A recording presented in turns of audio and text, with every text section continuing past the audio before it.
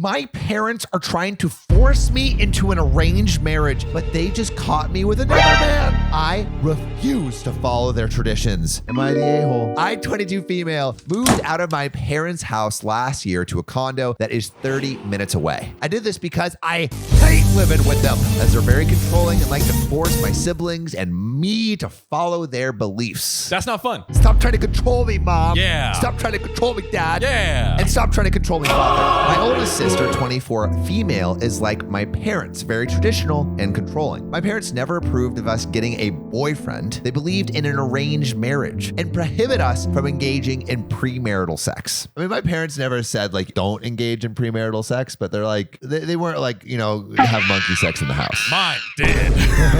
They let it be known.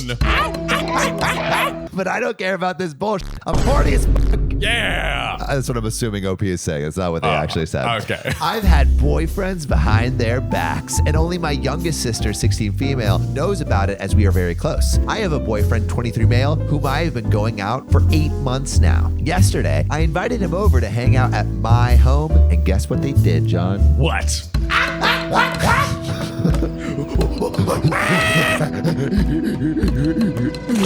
My oldest sister decided to visit me out of nowhere and caught us in the act. Oh, God.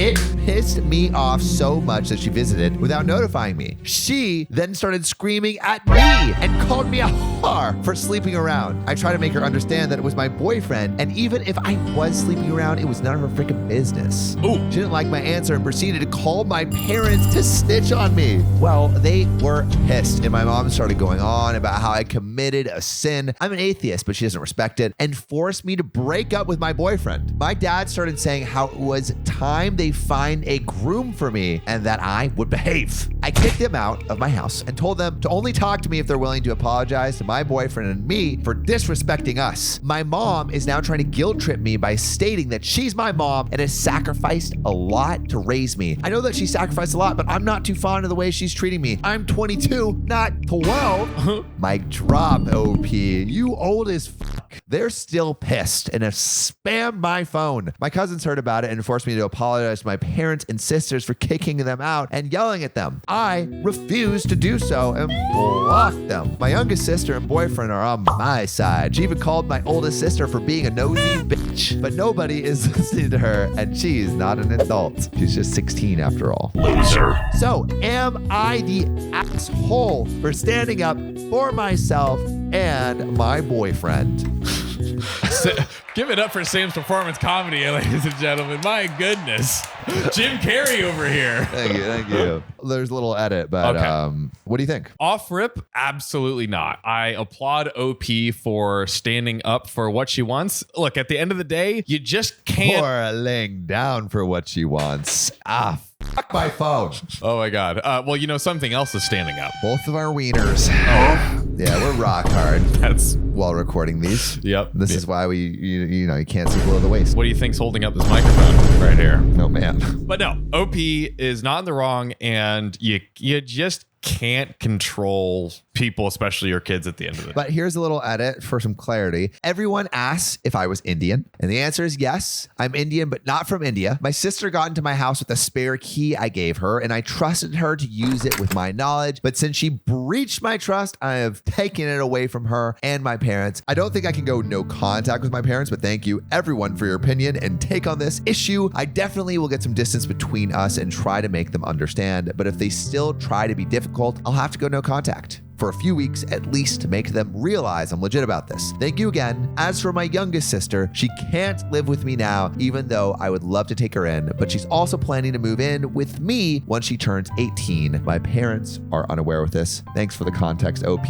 But yeah, I'm curious, like for anyone in the comments that has a religious upbringing, religious family, how did you either stick with it or exit it? Because I mean, there's also this whole community of like ex-Mormons, even on like, there's a subreddit, ex-Mormons, and they talk talk about like how they leave the community gracefully or not so gracefully. Right. So they can just live their own lives as they see fit. Cause not all of them have the same ideals and morals and as their family did. 100%. Yeah. I mean, I think there are some parents in these situations who have these beliefs because of their religion where they want to, kind of control, orchestrate, arrange the marriage and things of that nature. And again, like I said before, I understand if that's what they've been kind of essentially indoctrinated to believe like their whole life. I understand how they get there, but ultimately it's your kid's choice. It's your kid's choice. Once your kid has flown the coop, I mean, you can only suggest things you can't control. Exactly. But what we'd love to hear, two sides of the coin, either your religious exit stories or, your parents being controlling stories, or your best someone walked in while you were doing it stories. Oh, dude. Those ones got to be good too. Gotta be juicy.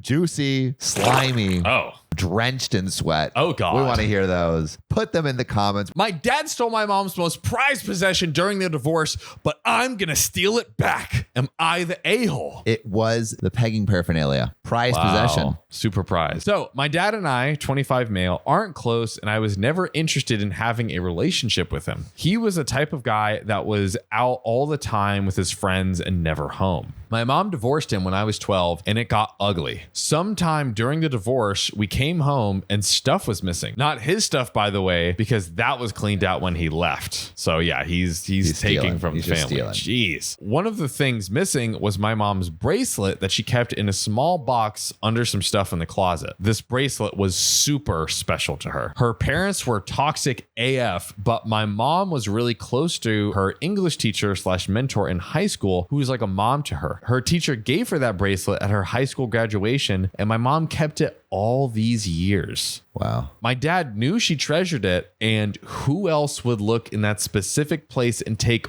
only a bracelet when there was other stuff in the house? She knew it was him too, but he always played dumb. The divorce was finalized and we didn't see my dad after that. My mom never got it back. Last June, she got the vid and unfortunately didn't make it. Oh no. I was broken over that. Still am, I guess. Glad at least me, my sister, and my stepdad have each other for support. Around October, my sister told me that my dad wants to talk to me, so she gave him my number. He apologized for being a piece of shit dad and asked if we could meet to talk at his place. I was ready to straight up say no, but then I remembered he stole her bracelet and maybe there was a chance to get it back. I've asked my sister before to push him about it since they talk, but she only asked him once and left it at that. I decided I could handle one visit just to see if he has it, so I told him I'd hear him out. So yeah, I met at his place. We caught up on stuff. He told me his sorry story about being immature and too focused on stuff that wasn't more important than being a dad or whatever. I ended up bringing the bracelet up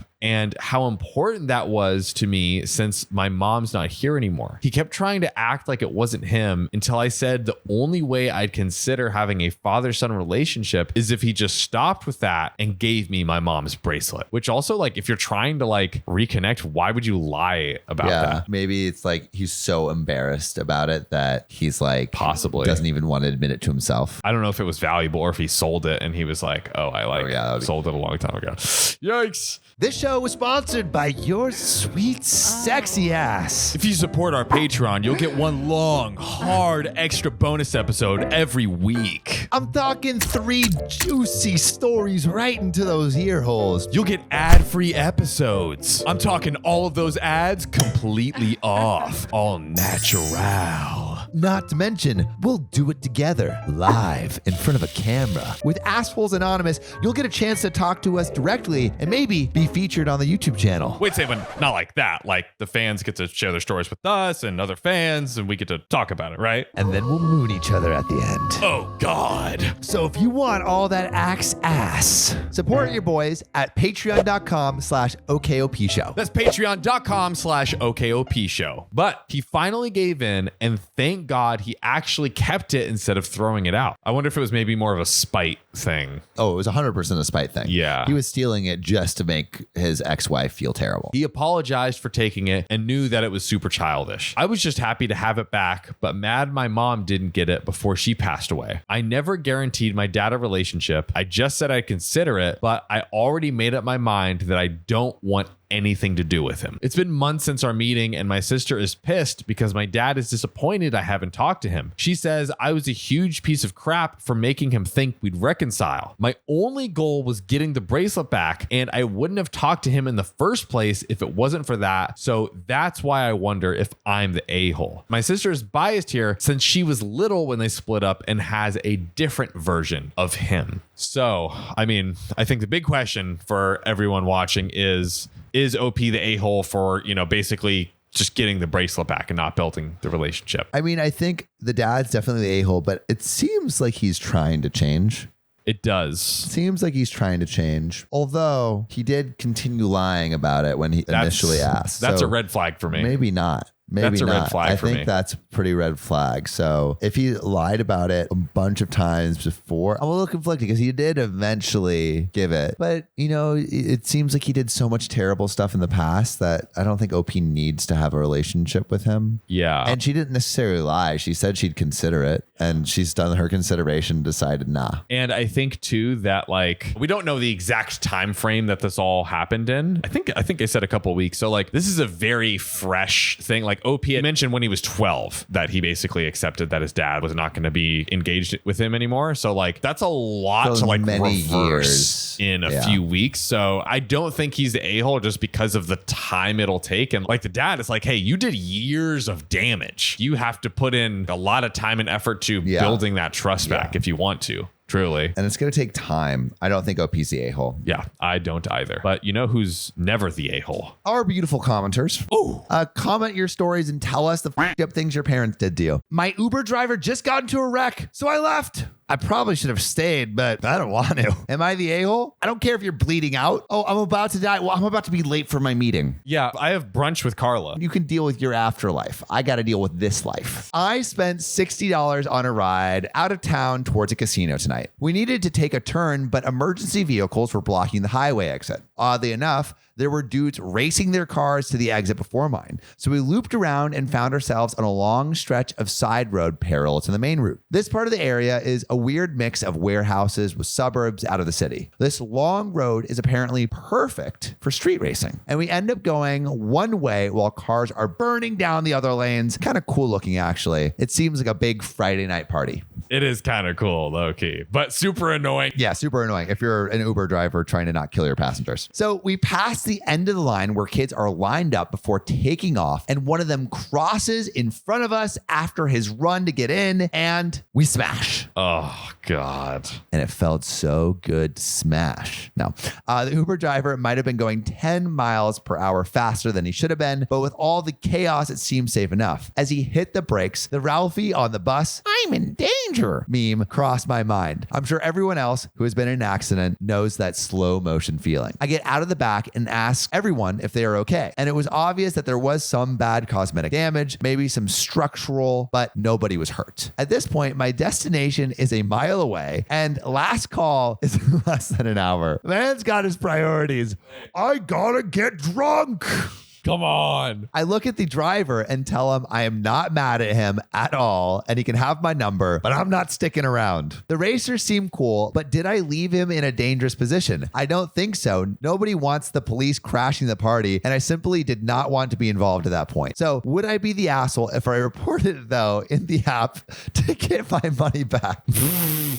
Not only does he leave the driver to get a drink, but he wants to report the driver too. That's funny. He took me 19 of the 20 miles, but then again, I did have to walk, and $60 is $60 for me. Then again, he may need it more. 3, I'm not going to lie and pretend I was hurt or anything, so that is off the table. Okay, edit. Hey all, it's sober and not rattled me. It is legal for a passenger to leave the scene per my state's law. Okay, so what do you think? Yeah, I mean, ultimately, it kind of OP was uninvolved. I feel like low key, it's kind of out of their hands. And the driver driver wasn't hurt. If someone was hurt, definitely it's like, okay, wait for an ambulance, like something. But yeah, it's like no one's hurt. This is now just an issue between the two of them because it's the cars, right? So to me, I'm like, yeah, like go ahead and leave. Like there's nothing you can really do. On the refund, the reporting, I mean, you did get into a crash. Yeah, it's a tough one. I mean, like if the Uber driver, because of their negligence, caused a crash, for sure. Like give me a refund at a bare minimum, right? If it happened to me, I probably wouldn't try to get my money back from an Uber. Me 4 years ago might have. College me, $60 is $60. Depending on how hurt my neck is, I might be like, call Jacob.com. Let me get some lawsuit money out of this. But probably not now. And I probably wouldn't have done it then, honestly. Yeah. Is the money coming out of the Uber driver or from Uber? I think coming out of Uber, because usually the drivers are insured. That's what I'm saying. But they probably might lose their driving thing. Actually, yeah. Wow. That's like so much worse. So I probably wouldn't report. Yeah, I don't think that's the move. Which it doesn't. That OP was just asking. As I contemplate it more, I am going to seek my money back. If that makes me an asshole, so be it. I consider it justice. I'm the one who paid for the service that was not fulfilled. I'm the one sitting next to a crumpled door and was at risk of both drivers being stupid. Screw both of those guys. Yeah, I mean, I totally hear OP in that perspective. Like you were involved in an accident. And the driver is going faster than he should have. That is true. I guess I can't really blame him there. For me, it's like if there was no ultimate like true harm done, I just had to walk a mile. It's a story, you know. I mean, I'm not one to like go and leave bad reviews even when things are bad. I'm just like, I feel like it takes more mental energy than it's worth. But what would you do? Would you leave a bad review or would you try to get your money back from this crashed Uber? Put your answers in the comments below. We just love hearing from you in general. We'd love to see your comments. See you on the next one.